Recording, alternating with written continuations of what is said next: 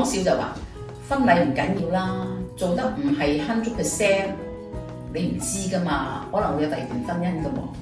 但喪禮唔同喎，係咪啊？Only one， 仲係 one way 添，係啦。咁所以從事呢個行業嘅人咧，係要具備好有細心、愛心同埋關心嘅本能。咁我哋今日咧就好開心可以邀請到從事咗呢個殯儀業超過25年嘅梁太啦，嚟幫我哋做少少分享嘅。想問下梁太，你一開始入行嘅契機係啲乜嘢啊？我諗我同好多人對於自己嗰個職業生涯嘅選擇咧，係有時好無奈，或者係好意外，又或者係無所適從之下試試佢啦咁。同埋我會有一個好特別嘅舉例，時時我都話俾啲新入行嘅朋友同埋年青人聽，我話從事殯儀行業咧，你當佢好似吸毒咁就得㗎啦。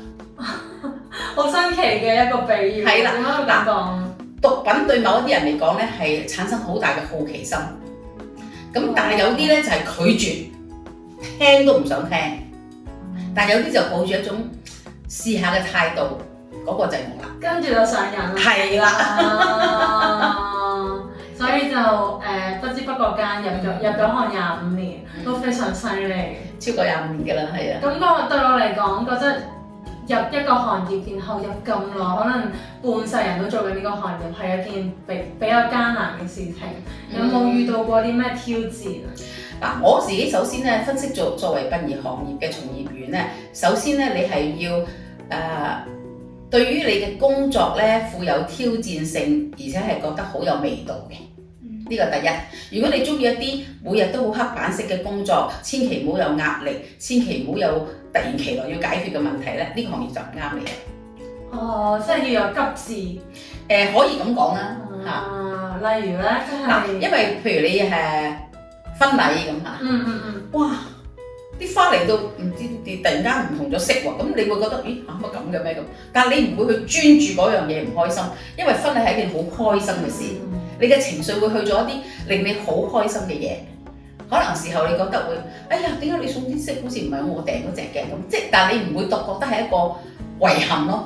所以都係專注喺啲比較好嘅一面上。係啦，咁但係喪禮唔同啦，我時時都講笑就話婚禮唔緊要啦，做得唔係100%，你唔知噶嘛，可能會有第二段婚姻噶喎。但喪禮唔同喎，係咪啊？Only one， 仲係 one way 添，係啦。咁所以從事呢個行業嘅人咧，係要具備好有細心、愛心同埋關心嘅本能。咁因為喺澳洲呢邊其實都係一個好 multicultural 嘅背景之下啦，咁我聽講你都係一直係做開西方同中方都有都有去做嘅，咁我就想問下，咁佢哋呢兩種文化背景之下有冇啲咩最大嘅分別啊？客人嘅要求？嗱喺澳洲呢一個地方咧，其實我哋係我可以講話好有福氣嘅，因為呢度咧好多多元文化嘅人喺度住啦，無論你係乜嘢宗教，你要求啲咩文化服務咧，基本上咧唔可以話完全全面式，但係咧基本嘅嘢你諗到都有㗎啦。嗱，例如最簡單嘅，中國人要燒香啊、金銀衣紙、大屋大車乜都有。咁譬如講到棺木嘅選擇，我好相信係多過香港添，因為呢度土葬都好普遍嘅，唔似香港話淨係做火化，咁所以嗰個選擇就好多元化。咁加上嗰個喪禮嘅形式咧，中西文化咧，你講得好好啊，文軒。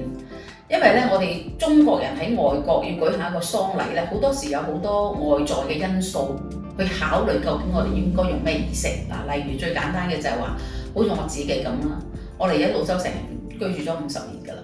咁我嘅下一代大部分都已經係完全融入咗西方國家嘅文化。咁我好彩，佢哋識講廣東話。咁變咗佢哋亦都識睇中文字。咁佢哋咧存在咧就係話，食中餐講中文寫中文字都得嘅，咁變咗唔係每一個喺澳洲土生土長嘅細蚊仔都做到嘅。咁變咗喺我哋嘅家庭嚟講咧，遇到呢啲事，我唔知佢哋會打算點做。但喺我工作裏邊遇到同樣家庭背景嘅年青人咧，佢哋就會有兩個方向嘅。一種咧就係好一面倒，我哋雖然華人咋，我哋喺度住好耐㗎啦。哦，咁我想用一啲西西式嘅形式，西式嘅嗰個喪禮嘅意思就即係話會有個主持人啊，講下即係亡者嘅生平啊，帶住成個即係儀式嗰個進度啊，而家到邊個環節到邊個環節，咁呢個儀式主禮人。係。咁但係有啲年青一輩咧，佢就會咁諗，我哋喺度大，我哋唔識呢啲嘢嘅。不過我哋爸爸媽媽啊、阿公阿婆嗰啲咧，我見佢都好傳統嘅，我哋都想知道下，究竟如果一個喪禮想傳統，可以點樣傳統法咧？咁我嘅答案就話俾佢聽，睇下你喺某程度上，你覺得乜嘢係傳統咯？或者你覺得裝幾支香叫傳統咧？或者你覺得放啲音樂出嚟好哀傷嗰啲叫傳統咧？又或者你覺得送花圈叫傳統？即係嗰度會有個 spectrum。冇錯啦，冇錯啦。咁其實就好個人化嘅。我時時都話喪禮係一個好個人化嘅一個活動嚟嘅。咁佢就會因應每個家庭嘅冇錯啦，然後去為佢哋定製一個屬於佢哋嘅喪禮。冇錯啦，我時時都話咧，喪禮係一個好個人化嘅一個活動嚟嘅。例如亡者有陣時會覺得就話，我雖然相識滿天下，但係我最後呢件事百年歸老咧，我淨係好想咧，我自己最親嘅人陪住我過就算啦。但係都有啲人就話，哇！我桃李滿天下喎，我教咗一世書喎，我啲學生如果知道我唔喺度，佢哋一定會咧用唔同嘅方式去悼念我㗎啦。咁一個個人唔一樣嘅，最緊要係個亡者嘅意願，加上屋企人佢認為點樣適合，令到佢哋安心。所以殯儀業都唔係一個死板嘅行業，絕對唔死板。我哋日日咧即係面對嘅每一個家庭嘅需要啦，每一件事嘅流程究竟點樣可以令到佢順利啦？甚至做完之後咧，客人即係個家人對我哋嘅即係 feedback 啦，都會令到我哋好鼓舞嘅。咁我哋香港，我哋翻返去香港，其實而家好多嘅慈善機構佢哋都做緊呢個生死教育啦，即係教翻大家話到底點樣去面對死亡，點樣去面對失去啦。咁尤其係疫情之後啦，可能好多嘅呢個年輕人啦，唔包括係老人家咁，都要去面對死亡呢件事啦。咁你作為一個從事咁多年嘅資深人士喎，咁你會覺得生死教育入邊最重要嘅一部分係啲乜嘢咧？嗱，我自己咧就喺呢個行業從事咗26年啦。我面對嘅每一日嘅工作咧，其實對我自己都係一個生死教育。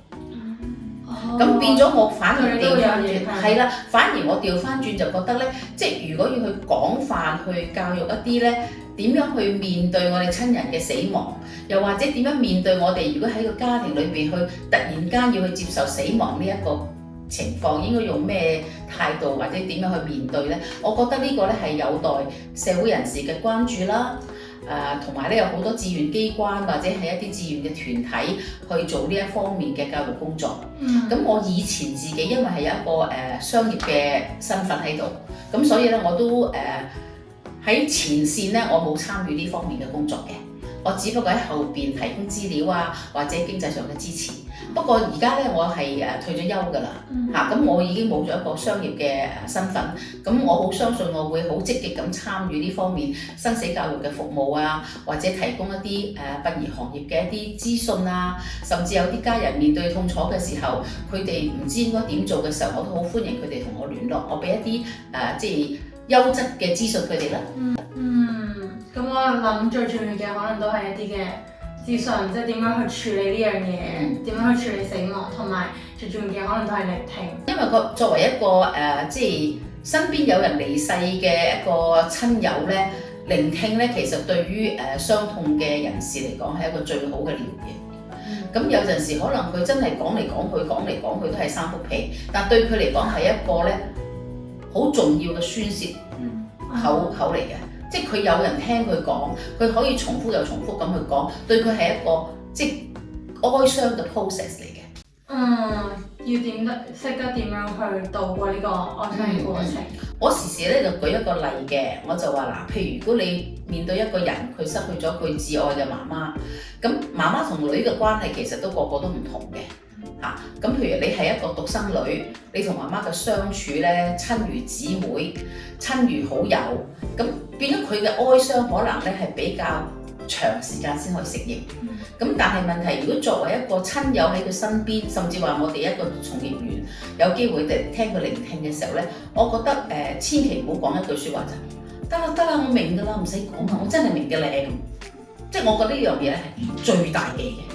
每個人同媽媽關係都唔一樣，你點可以明白我同媽媽嘅關係咧？你不如作一個聆聽者。最緊要都係要俾空間嘅。係啦。咁呢方面咧，我覺得除咗喺一啲專業嘅訓練裏邊得到知識啦，同埋如果你有同理心嘅話咧，其實工作上都俾你好多成熟嘅機會嘅。